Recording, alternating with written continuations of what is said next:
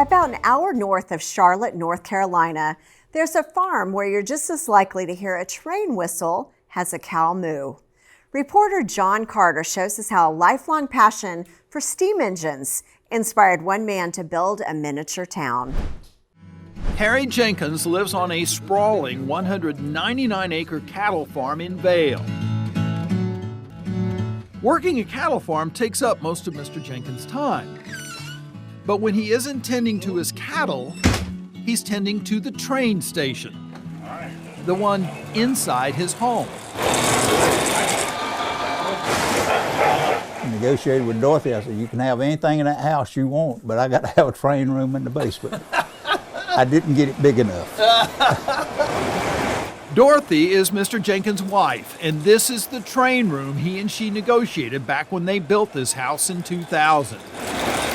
There may be other bigger model train setups, but Mr. Jenkins has what many consider the most intricate and detailed model train display in the Carolinas.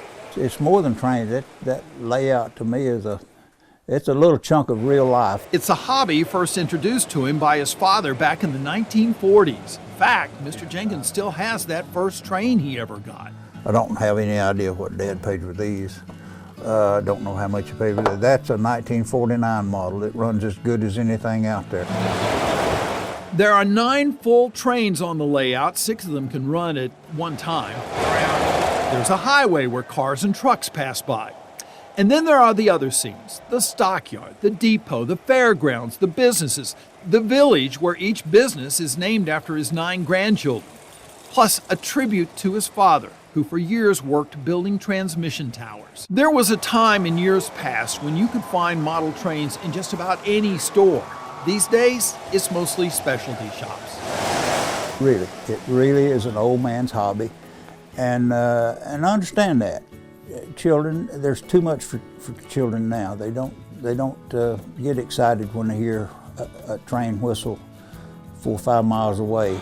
But when you look at this magnificent display, you can only feel it could still inspire a young person to carry on the tradition. After all, Mr. Jenkins says there's still a lot of work to be done. It'll never be finished.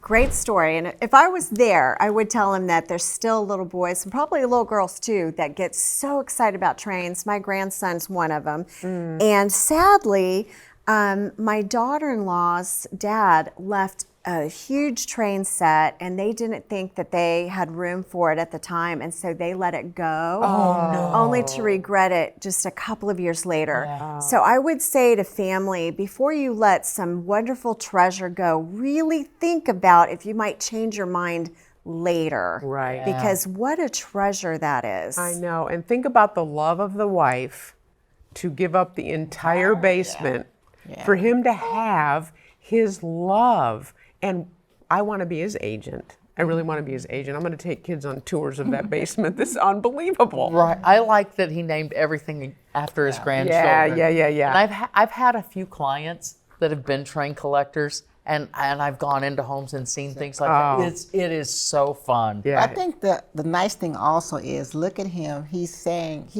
actually looking at his history. Yeah. He's creating the memories of his history. Right.